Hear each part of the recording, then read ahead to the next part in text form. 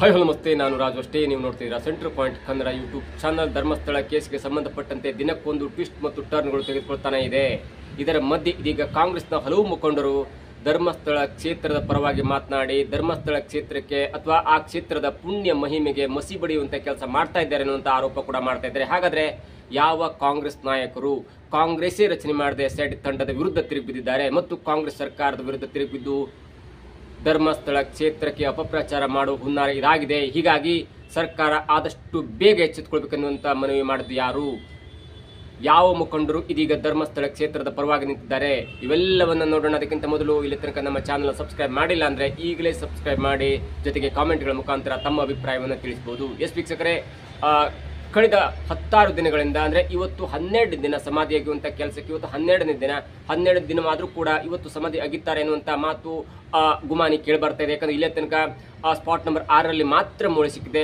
13ನೇ ಜಾಗ ಸ್ಪಾಟ್ ಅಲ್ಲಿ ಸ್ವಲ್ಪ ದೊಡ್ಡದಾಗಿದೆ ಮತ್ತು ಅಲ್ಲಿ 8 ಶವಗಳು ಹೂತಾಕಿರುವುದಾಗಿ ಭೀಮಾ ಕೂಡ ಹೇಳಿದ್ದಾನೆ ಎನ್ನುವಂತ ಮಾಹಿತಿ ಈಗ ಸೋರಿಕೆ ಆಗ್ತಿದೆ. ಹಾಗಾಗಿ ಆ ಸಮಾಧಿ ಆಗುವಂತ ಕೆಲಸ ಅಲ್ಲಿ ಮಾಡ್ತಾ ಇಲ್ಲ. ಯಾಕಂದ್ರೆ ಅಲ್ಲಿ ಪಕ್ಕದಲ್ಲಿ ಒಂದು ಚಿಕ್ಕ ಅಣೆಕಟ್ಟಿದೆ, ಪಕ್ಕದಲ್ಲಿ ನದಿ ಇದೆ, ಪಕ್ಕದಲ್ಲಿ ಒಂದು ರೋಡ್ ಇದೆ, ಜೊತೆಗೆ ಅಲ್ಲಿ ವಿದ್ಯುತ್ ಕಂಬಗಳಿವೆ. ಹೀಗಾಗಿ ಅಲ್ಲಿ ತಂತ್ರಜ್ಞಾನವನ್ನು ಬಳಸಿಕೊಂಡು GPR ಅನ್ನು ಬಳಸಿಕೊಂಡು ಸಮಾಧಿ ಅಗೆಯುವಂತ ಕೆಲಸವನ್ನು ಮಾಡಬೇಕೆನ್ನುವುದು ಕೂಡ SIT ತಂಡದ ಒಂದು ಆಲೋಚನೆಯಾಗಿದೆ. ಹಾಗಾಗಿ ಮುಂದಿನ ಯಾವ ರೀತಿಯ ತನಿಖೆ ಮಾಡಬೇಕು, ಯಾವ GPR ಉಪಯೋಗಿಸಿಕೊಳ್ಬೇಕು, ಅದಕ್ಕೆ ಎಷ್ಟು ಖರ್ಚಾಗುತ್ತೆ ಅನ್ನುವಂಥ ಮಾತುಕತೆ ಸರ್ಕಾರದ ಮಟ್ಟದಲ್ಲಿ ಮತ್ತು SIT ಮಟ್ಟದಲ್ಲಿ ನಡೀತಾ ಇದೆ. ಜೊತೆಗೆ ಸರ್ಕಾರ ಕೂಡ SIT ತಂಡಕ್ಕೆ ಒಂದು ಪೊಲೀಸ್ ಠಾಣೆಯ ಮಾನ್ಯತೆಯನ್ನು ಕೊಟ್ಟು SIT ತಂಡಿರುವ IBಯನ್ನೇ ಪೊಲೀಸ್ ಠಾಣೆ ಎನ್ನುವಂತ ಒಂದು ಅಧಿಕಾರವನ್ನು ಕೊಟ್ಟಿದೆ ಮತ್ತು ಅಲ್ಲಿ ಕೆಲಸ ಮಾಡ್ತಿರುವಂತಹ ಅಧಿಕಾರಿಗಳು ಠಾಣಾಧಿಕಾರಿಗಳು ಎನ್ನುವಂತ ಕೆಲಸವನ್ನ ಕೂಡ ಅಧಿಸೂಚನೆಯನ್ನು ಕೊಟ್ಟಿದೆ. ಯಾಕಂದ್ರೆ ಪದೇ SIT ತಂಡಕ್ಕೆ ದೂರ ಬಂದಾಗ SIT ತಂಡದವರು ಇಲ್ಲ ನೀವು ಬೆಳ್ತಂಗಡಿ ಪೊಲೀಸ್ ಸ್ಟೇಷನ್ ಅಲ್ಲಿ ಕಂಪ್ಲೇಂಟ್ ಕೊಡಿ ಅಥವಾ ಧರ್ಮಸ್ಥಳ ಪೊಲೀಸ್ ಠಾಣೆಯಲ್ಲಿ ನೀವು ಕಂಪ್ಲೇಂಟ್ ಕೊಡಿ ಎನ್ನುವಂತ ಒಂದು ಕಾಲ ಇತ್ತು. ಹಾಗಾಗಿ ಈ SIT ತಂಡಕ್ಕೆ ಬಂದಂತವ್ರು ಮತ್ತೆ ಬೆಳ್ತಂಗಡಿ ಹೋಗಬೇಕಾಗುತ್ತೆ, ಅಲ್ಲಿ FIR ಮಾಡಿಸಿ ಮತ್ತು ಅದರ ವರದಿಯನ್ನು ತೆಗೆದುಕೊಂಡು ಬಂದು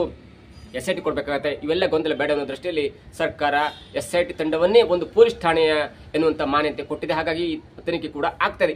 ಈ ಮಧ್ಯೆ ಕಾಂಗ್ರೆಸ್ನ ಅನೇಕ ಮುಖಂಡರು ಇದೀಗ ಧರ್ಮಸ್ಥಳದ ಪರವಾಗಿ ಮಾತನಾಡ್ತಿದ್ದಾರೆ. ಯಾಕಂದ್ರೆ ಧರ್ಮಸ್ಥಳದ ಪರವಾಗಿ ಯಾಕೆ ಮಾತಾಡ್ತಿದ್ದಾರೆ ಅಂದ್ರೆ SIT ತನಿಖೆಯಲ್ಲಿ ಕೊಟ್ಟಂತ ಈ ದೂರು ಇದೆಯಲ್ಲ, ಭೀಮಾ ಎನ್ನುವಂತ ಸಾಕ್ಷಿದಾರ ಕೊಟ್ಟ ದೂರು ಅಷ್ಟು ಸಮಂಜಸವಾಗಿಲ್ಲ. ಅವನು ದಿನಕ್ಕೊಂದು ಸ್ಟೇಟ್ಮೆಂಟ್ ಕೊಡ್ತಾ ಇದ್ದಾನೆ ಮತ್ತು ತನಿಖೆಯನ್ನ ದಾರಿ ತಪ್ಪಿಸುವ ನಿಟ್ಟಿನಲ್ಲಿ ಅನೇಕರು ಕೆಲಸ ಮಾಡ್ತಿದ್ದಾರೆ ಅನ್ನುವಂತ ದೂರನ್ನ ಕೊಟ್ಟಿದ್ದಾರೆ. ಜೊತೆಗೆ ಇದು ದೊಡ್ಡ ಷಡ್ಯಂತ್ರವಾಗಿದೆ. ಯಾಕಂದ್ರೆ ಧರ್ಮಸ್ಥಳ ಅಂದ ಕೂಡಲೇ ಅದು ದೇವಸ್ಥಾನ ಬರುತ್ತೆ, ಅದು ದೊಡ್ಡ ಕುಟುಂಬ ಬರುತ್ತೆ. ಹಾಗಾಗಿ ಅನೇಕ ಸಾವಿರ ಜನ ಕೆಲಸ ಮಾಡ್ತಾರೆ ಮತ್ತು ಲಕ್ಷಾಂತರ ಭಕ್ತರಿದ್ದಾರೆ. ಶತಮಾನಗಳಿಂದ ಅಲ್ಲಿ ಒಂದು ಪೂಜಾ ಕೈಕರ್ಯ ಮತ್ತು ಹಿಂದೂಗಳ ಒಂದು ಪವಿತ್ರ ಕ್ಷೇತ್ರವಾಗಿದೆ. ಹಾಗಾಗಿ ಈ ಹಿಂದೂಗಳ ಧಾರ್ಮಿಕ ಭಾವನೆಗೆ ಧಕ್ಕೆ ತರುವ ನಿಟ್ಟಿನಲ್ಲಿ ಒಂದು ಹುನ್ನಾರ ನಡೀತಿದೆ. ಹಾಗಾಗಿ ಯಾವುದೇ ಕಾರಣಕ್ಕೂ ಕೂಡ ಧರ್ಮಸ್ಥಳದ ಬಗ್ಗೆ ಅಪಪ್ರಚಾರ ಮಾಡುವಂತವರನ್ನ ನೀವು ಕೂಡಲೇ ಬಂಧಿಸಬೇಕು ಮತ್ತು ಅದರ ಬಗ್ಗೆ ಒಂದು ಕಣ್ಣಿಡ್ಬೇಕನ್ನುವಂತ ಮಾತುಗಳು ಕೂಡ ಕೇಳಿ ಬರ್ತಾ ಇದ್ವು. ಅದಕ್ಕೆ ಧ್ವನಿಗೂಡಿಸಿದವರಲ್ಲಿ ಮೊಟ್ಟ ಮೊದಲನೇದಾಗಿ ಜನಾರ್ದನ್ ಪೂಜಾರಿ ಅವರು. ಜನಾರ್ದನ್ ಪೂಜಾರಿ ಅಂದ ಕೂಡಲೇ ನಿಮಗೆ ಕಾಂಗ್ರೆಸ್ನ ಒಬ್ಬ ಕಟ್ಟ ಬೆಂಬಲಿಗ, ಇಂದಿರಾ ಗಾಂಧಿಯ ಆಪ್ತ, ರಾಜೀವ್ ಗಾಂಧಿಯ ಆಪ್ತ, ಅಂದ್ರೆ ಅವರ ಎರಡೂ ಪ್ರಧಾನಮಂತ್ರಿಯ ಒಂದು ಕ್ಯಾಬಿನೆಟ್ ನಲ್ಲಿ ದೊಡ್ಡ ಹುದ್ದೆಯನ್ನು ನಿಭಾಯಿಸಿದಂತವರು ಮತ್ತು ಕೇಂದ್ರ ಸಚಿವರಾಗಿದ್ದಂಥವ್ರು.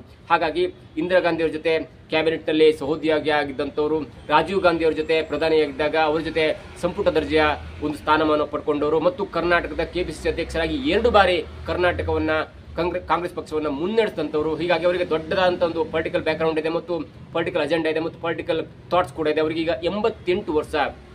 ಅವರು ಈಗ ಅಪಸ್ವರವನ್ನು ಎತ್ತಿ ಧರ್ಮಸ್ಥಳ ಕ್ಷೇತ್ರಕ್ಕೆ ಅಪಪ್ರಚಾರ ಮಾಡುವಂತ ಕೆಲಸ ಆಗ್ತಾ ಇದೆ ಅನ್ನುವಂತ ಮಾತನ್ನು ಕೂಡ ಹೇಳಿದ್ದಾರೆ. ಮತ್ತು ಸಿದ್ದರಾಮಯ್ಯನವರು ನೀವು ಇಂಥ ಅಪಪ್ರಚಾರ ಆಗ್ತಿರುವಾಗ ಇದೊಂದು ಷಡ್ಯಂತ್ರ ಎನ್ನುವುದು ನಿಮಗೂ ಗೊತ್ತಾದರೂ ಕೂಡ ಯಾಕೆ ನೀವು ಸುಮ್ಮನಿದ್ದೀರಿ ಅನ್ನುವಂತ ಒಂದು ಯಕ್ಷ ಪ್ರಶ್ನೆಯನ್ನು ಕೇಳಿದ್ದಾರೆ.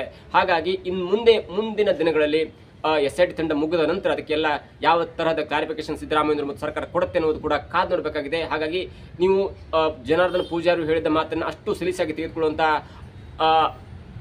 ಅವಶ್ಯಕತೆ ಇಲ್ಲ. ಯಾಕಂದ್ರೆ ಅದು ಗಂಭೀರವಾದ ಪ್ರಶ್ನೆ ಅನ್ನುವುದು ಧರ್ಮಸ್ಥಳದ ಪರವಾಗಿ ಮಾತನಾಡುವಂತವರು ಇದೀಗ ತಮ್ಮ ಸೋಷಿಯಲ್ ಮೀಡಿಯಾದಲ್ಲಿ ಅನಿಸಿಕೆಗಳನ್ನು ಹಂಚಿಕೊಳ್ತಾ ಇದ್ದಾರೆ. ಹಾಗಾಗಿ ಸರ್ಕಾರ ಜನಾರ್ದನ್ ಪೂಜಾರಿ ಅವರ ಒಂದು ಮಾತನ್ನ ಎಷ್ಟು ಗಂಭೀರವಾಗಿ ಪರಿಗಣಿಸುತ್ತೆ ಅನ್ನೋದು ಈಗ ಕಾದು ನೋಡಬೇಕಾಗಿದೆ. ಅವರು ಮಾತು ಮುಂದಸ್ತು ಹೇಳ್ತಾ ಇದ್ದಾರೆ. ನೋಡಿ, ಒಂದು ಧರ್ಮಕ್ಷೇತ್ರವನ್ನ, ಒಂದು ಪುಣ್ಯಕ್ಷೇತ್ರವನ್ನ ಕಟ್ಟಬೇಕಂದ್ರೆ ಸಾವಿರಾರು ವರ್ಷ ಬೇಕಾಗುತ್ತೆ.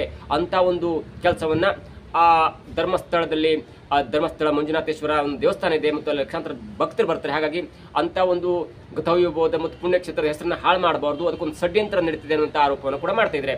ಅವರ ಮಾತನ್ನ ಸರ್ಕಾರ ಎಷ್ಟು ಗಂಭೀರವಾಗಿ ತೆಗೆದುಕೊಳ್ತೇನೆ ಅನ್ನೋದು ಕೂಡ ಕಾದು ನೋಡಬೇಕಾಗಿದೆ.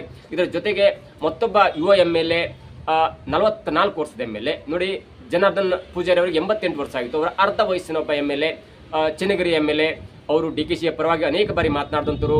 ಸಿಎಂ ಪಟ್ಟ ಬಂದಾಗ, ಸಿಎಂ ಕಿತ್ತಾಟ ಬಂದಾಗ ಖಡಾಖಂಡಿತವಾಗಿ ಅವರು ಡಿ ಕೆ ಶಿವಕುಮಾರ್ ಅವರ ಪರವಾಗಿ ನಿಂತಂತವರು ಮತ್ತು ಡಿ ಕೆ ಶಿವಕುಮಾರ್ ಮುಖ್ಯಮಂತ್ರಿ ಆಗಲೇಬೇಕು, ಹಾಗೆ ಆಗ್ತಾ ಇರುವಂತಹ ಒಂದು ಹೇಳಿಕೆಯನ್ನು ಕೊಟ್ಟಂತವರು. ಅಂದ್ರೆ ಪಕ್ಷ ಅವರಿಗೆ ನೋಟಿಸ್ ಅನ್ನು ಕೊಟ್ಟು ಅಥವಾ ಪಕ್ಷ ಹಾಗೆ ಹೇಳಬಾರ್ದೆನ್ನುವಂತ ಸೂಚನೆ ಇದ್ರೂ ಕೂಡ ಪದೇ ಪದೇ ಡಿ ಕೆ ಶಿ ಪರವಾಗಿ ಬ್ಯಾಟ್ ಬೀಸ್ತಿದ್ದಂಥವ್ರು. ಹಾಗಾಗಿ ಅವರು ಕೂಡ ಹೇಳ್ತಾ ಇದ್ದಾರೆ ಇದು ಒಂದು ಷಡ್ಯಂತ್ರ ಆಗಿದೆ. ಅಂದ್ರೆ ಚೆನ್ನಗಿರಿಯ MLA ಆಗಿರುವಂತಹ ಶಿವಗಂಗಾ ಬಸವರಾಜ್ ಅವರು ಹೇಳ್ತಾ ಇದ್ದಾರೆ ಧರ್ಮಸ್ಥಳದ ಕ್ಷೇತ್ರಕ್ಕೆ ಅಪಪ್ರಚಾರ ಮಾಡುವಂತೆ ಕೆಲಸ ಮಾಡ್ತಾ ಇದ್ದಾರೆ.